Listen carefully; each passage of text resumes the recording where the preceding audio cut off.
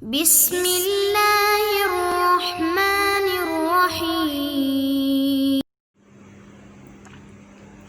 بسم اللہ الرحمن الرحیم رب اشرح لی صدری ویسر لی امری واحلل عقدۃ من لسانی یفقہوا قولی۔ السلام علیکم ورحمۃ اللہ وبرکاتہ۔ ایک نصیحت ایک کہانی میں خوش آمدید۔ آج کی کہانی حضرت ابراہیم علیہ السلام کے بارے میں ہے۔ جیسا کہ ہم سب جانتے ہیں کہ حضرت ابراہیم علیہ السلام نہایت عابد، پارسا یعنی متقی اور پروردگار عالم سے عشق کرنے والے تھے، ساتھ ساتھ محنت و مشقت کرنے کے بھی عادی تھے۔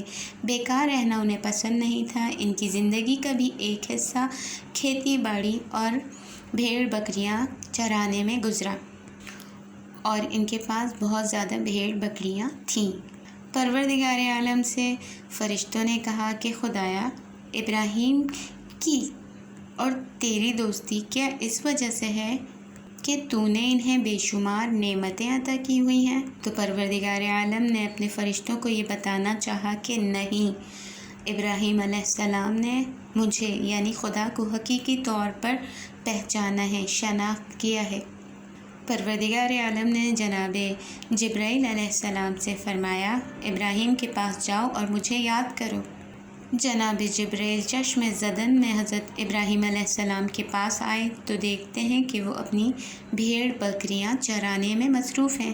حضرت جبرائیل علیہ السلام پہاڑی کے ایک ٹیلے پر چڑھ کر بیٹھ گئے اور بلند آواز سے کہا، سبوح قدوس ورب الملائکۃ والروح، یعنی پاک و منزہ ہے فرشتوں اور روح کا پروردگار۔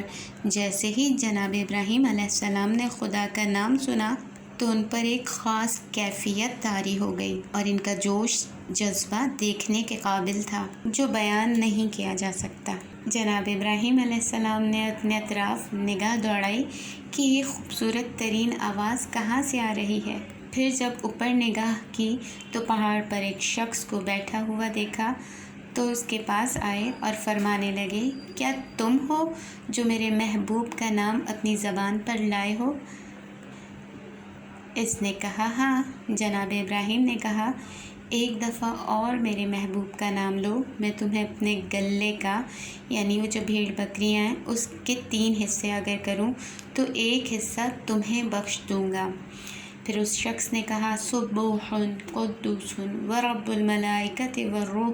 حضرت ابراہیم علیہ السلام نے جب یہ الفاظ سنے اتنے ہی لطف اندوز ہوئے جسے لفظوں میں بیان کرنا ممکن نہیں۔ ابراہیم علیہ السلام نے پھر اس سے درخواست کی کہ ایک بار اور پکارو، میں تمہیں اپنی آدھی بھیڑ بکریاں بخش دوں گا۔ اس شخص نے کہا۔ پھر حضرت ابراہیم علیہ السلام نے کہا، پھر پکارو۔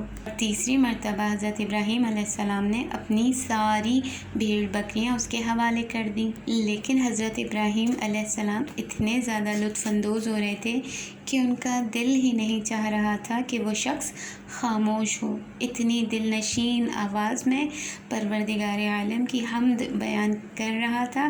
حضرت ابراہیم علیہ السلام نے کہا، دیکھو اب میرے پاس کچھ بھی نہیں بچا، تم ایسا کرو مجھے اپنا غلام بنا لو، لیکن میرے دوست کا نام ایک بار پھر اپنی زبان پر لاؤ۔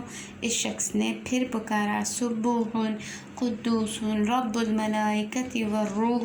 جناب ابراہیم علیہ السلام نے اس شخص سے کہا کہ اب یہ بھیڑ، یہ بکریاں اور میں تمہاری ملکیت میں ہوں۔ بس یہی وہ وقت تھا جب جناب جبرائیل علیہ السلام نے اپنا تعارف کروایا اور کہا کہ میں جبرائیل ہوں، اور فرمایا، مجھے آپ کی اور بھیڑ بکریوں کی ضرورت نہیں ہے۔ حقیقت تو یہ ہے کہ خدا نے تم سے دوستی کر لی ہے اور خدا نے تمہیں اپنا خلیل منتخب کیا ہے۔ سبحان اللہ۔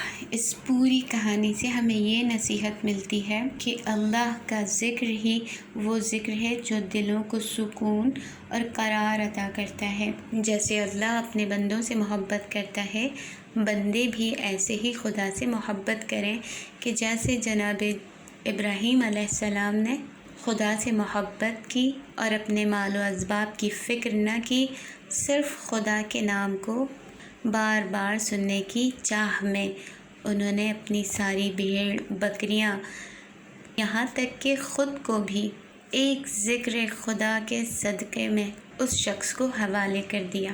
اگلی نصیحت اور کہانی کے ساتھ پھر حاضر ہوں گے، جب تک کے لیے اللہ حافظ۔ سبسکرائب کیجیے ذکر ٹی وی اور اس علم کے سفر میں ہمارے قدم کے ساتھ قدم ملائیے۔